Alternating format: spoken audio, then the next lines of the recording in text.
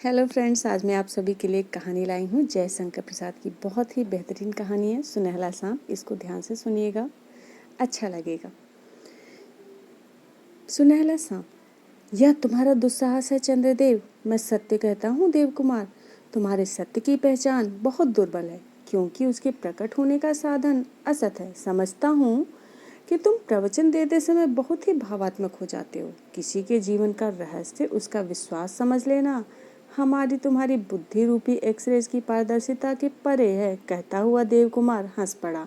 उसकी हंसी में विज्ञता की अवज्ञा थी। चंद्रदेव ने बात बदलने के लिए कहा, इस पर मैं फिर वाद विवाद करूंगा। अभी तो वह देखो, झरना आ गया। हम लोग जिसे देखने के लिए 8 मील से आए हैं। सत्य और झूठ का पुतला मनुष्य अपने ही सत्य की छाया नहीं छू सकता, क्योंकि वह सदैव अंधकार में रहता है। चंद्रदेव, मेरा तो विश्वास है कि तुम अपने को भी नहीं समझ पाते, देव कुमार ने कहा। चंद्रदेव बैठ गया। वह एकटक उस गिरते हुए प्रपात को देख रहा था। मसूरी पहाड़ का यह झरना बहुत प्रसिद्ध है। एक गहरे गड्ढे में गिरकर यह नाला बनता हुआ ठुकराए हुए जीवन के समान भागा जाता है। चंद्रदेव एक ताल्लुकेदार का युवक पुत्र था। अपने मित्र देव कुमार के साथ मसूरी के ग्रीष्म निवास में सुख और स्वास्थ्य की खोज में आया था। इस पहाड़ पर कब बादल छा जाएंगे, कब एक झोंका बरसाता हुआ निकल जाएगा, इसका कोई निश्चय नहीं। चंद्रदेव का नौकर पान भोजन का सामान लेकर पहुंचा। दोनों मित्र एक अखरोट वृक्ष के नीचे बैठकर खाने लगे। चंद्रदेव थोड़ी मदिरा भी पीता था, स्वास्थ्य के लिए। देव कुमार ने कहा, यदि हम लोगों को बीच में ही भीगना ना हो तो अब चल देना चाहिए। पीते हुए चंद्रदेव ने कहा, तुम बड़े डरपोक हो। तनिक भी साहसिक जीवन का आनंद लेने का उत्साह तुम में नहीं। सावधान होकर चलना, समय से कमरे में जाकर बंद हो जाना और अत्यंत रोगी के समान सदैव पथ्य का अनुचर बने रहना हो तो मनुष्य घर ही बैठा रहे। देव कुमार हंस पड़ा। कुछ समय बीतने पर दोनों उठ खड़े हुए। अनुचर भी पीछे चला। बूंदें पड़ने लगी थी। सबने अपनी अपनी बरसाती संभाली, परंतु उस वर्षा में कहीं विश्राम करना आवश्यक प्रतीत हुआ, क्योंकि उससे बचा लेना बरसाती के बूते का काम न था। तीनों छाया की खोज में चले। एक पहाड़ी चट्टान की गुफा मिली, छोटी सी। ये तीनों उसमें घुस पड़े। भवों पर से पानी पोंछते हुए चंद्रदेव ने देखा एक श्याम किंतु उज्जवल मुख अपने यौवन की आभा में दमक रहा था।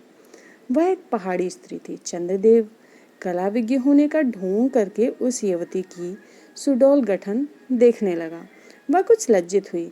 प्रगल्भ चंद्रदेव ने पूछा, तुम यहाँ क्या करने आई हो? बाबूजी, मैं दूसरे पहाड़ी गांव की रहने वाली हूँ। अपनी जीविका के लिए आई हूँ। तुम्हारी क्या जीविका है? सांप पकड़ती हूँ। चंद्रदेव चौंक उठा। उसने कहा, तो क्या तुम यहाँ भी सांप पकड़ रही हो? इधर तो बहुत कम सांप होते हैं। हाँ, कभी खोजने से मिल जाते हैं। यहाँ एक सुनहला सांप मैंने अभी देखा है। उसे कहते कहते युवती ने एक ढोंके की ओर संकेत किया। चंद्रदेव ने देखा, 2 तीव्र ज्योति, पानी का झोंका निकल गया था। चंद्रदेव ने कहा, चलो देव कुमार, हम चलें। रामू, तू भी तो सांप पकड़ता है ना? देव कुमार, यह बड़ी सफाई से बिना किसी मंत्र जड़ी के सांप पकड़ लेता है। देव कुमार ने सिर हिला दिया। रामू ने कहा, हाँ सरकार, पकड़ो इसे। नहीं नहीं, उसे पकड़ने दो। हाँ, उसे होटल में लिवा लाना, हम लोग देखेंगे। क्यों देव? अच्छा मनोरंजन रहेगा ना? कहते हुए चंद्रदेव और देव कुमार चल पड़े। किसी क्षुद्र हृदय के पास उसके दुर्भाग्य से दैवी संपत्ति या विद्या, बल, धन और सौंदर्य उसके सौभाग्य का अभिनय करते हुए प्रायः देखे जाते हैं। तब उन विभूतियों का दुरुपयोग अत्यंत अरुचिकर दृश्य उपस्थित कर देता है। चंद्रदेव का होटल निवास भी वैसा ही था। राशि राशि विडंबनाएं उसके चारों ओर घिरकर उसकी हंसी उड़ाती, पर उनमें चंद्रदेव को तो जीवन की सफलता ही दिखलाई देती। उसके कमरे में कई मित्र एकत्र थे। नेरा महुअर बजाकर अपना खेल दिखला रही थी। सबके बाद उसने दिखलाया अपना पकड़ा हुआ वही सुंदर सुनहला सांप। रामू एकटक नेरा की ओर देख रहा था। चंद्रदेव ने कहा, रामू, वह शीशे का बक्स तो ले आ। रामू ने तुरंत उसे उपस्थित किया। चंद्रदेव ने हंसकर कहा, नेरा, तुम्हारे सुंदर सांप के लिए यह बक्स है। नेरा प्रसन्न होकर अपने नवीन आश्रित को उसमें रखने लगी, परंतु वह उस सुंदर घर में जाना नहीं चाहता था। रामू ने उसे बाध्य किया। सांप बक्स में जा रहा है। नीरा ने उसे आंखों से धन्यवाद दिया। चंद्रदेव के मित्र ने कहा, तुम्हारा अनुचर भी तो कम खिलाड़ी नहीं है। चंद्रदेव ने गर्व से रामू की ओर देखा, परंतु नीरा की मधुरिमा, रामू की आंखों की राह उसके हृदय में भर रही थी। वह एकटक उसे देख रहा था। देव कुमार हंस पड़ा। खेल समाप्त हुआ। नीरा को बहुत सा पुरस्कार मिला। 3 दिन बाद होटल के पास ही चीड़ वृक्ष के नीचे चंद्रदेव चुपचाप खड़ा था। वह बड़े गौर से देख रहा था। एक स्त्री और एक पुरुष को घुल घुल कर बातें करते उसे क्रोध आया, परंतु न जाने क्यों कुछ बोल न सका। देव कुमार ने पीठ पर हाथ धरकर पूछा, क्या बात है?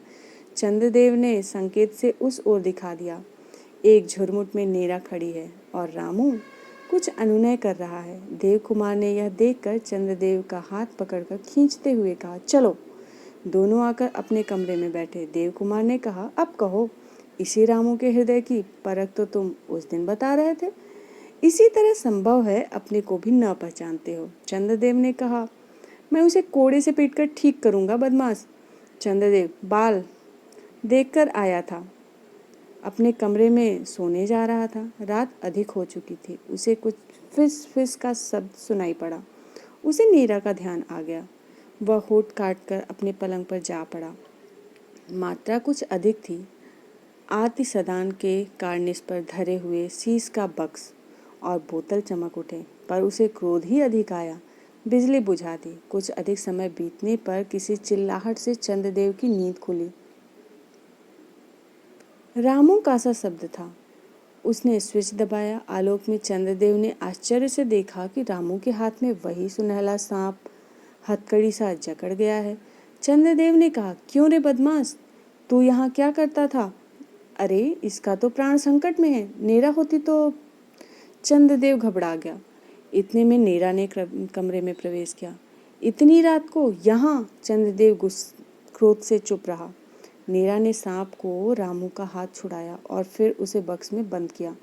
तब चंद्रदेव ने रामू से पूछा, क्यों बे, यहाँ क्या कर रहा था? रामू कांपने लगा। बोल, जल्दी बोल, नहीं तो तेरी खाल उधेड़ता हूँ। रामू फिर भी चुप था। चंद्रदेव का चेहरा अत्यंत भीषण हो रहा था। वह कभी नीरा की ओर देखता और कभी रामू की ओर। उसने पिस्तौल उठाई। नीरा रामू के सामने आ गई। उसने कहा, बाबूजी, यह मेरे लिए शराब लेने आया था, जो उस बोतल में धरी है। चंद्रदेव ने देखा, मदिरा उस बोतल में अपनी लाल हंसी में मग्न थी। चंद्रदेव ने पिस्तौल धर दिया और बोतल और बक्स उठाकर देते हुए मुंह फेर कर कहा, तुम दोनों इसे लेकर अभी चले जाओ, और रामू, अब तुम कभी मुझे अपना मुंह मत दिखाना। दोनों धीरे धीरे बाहर हो गए। रामू अपने मालिक का मन पहचानता था। दूसरे दिन देव कुमार और चंद्रदेव पहाड़ से उतरे। रामू उनके साथ न था। ठीक 11 महीने पर फिर उसी होटल में चंद्रदेव पहुंचा। तीसरा पहर था। रंगीन बादल थे। पहाड़ी संध्या अपना रंग जमा रही थी। पवन तीव्र था। चंद्रदेव ने शीशे का पल्ला बंद करना चाहा। उन्होंने देखा रामू सिर पर पिटारा धरे चला जा रहा है और पीछे पीछे अपनी मंद गति से नीरा। नीरा ने भी ऊपर की ओर देखा। वह मुस्कुराकर सलाम करती हुई रामू के पीछे चली गई। चंद्रदेव ने धड़ से पल्ला बंद करते हुए सोचा, सच तो क्या मैं अपने को भी नहीं पहचान सका। कहानी कैसी लगी? अच्छी लगी तो लाइक करिए, शेयर करिए और सब्सक्राइब करिए। Thanks for watching. Bye bye.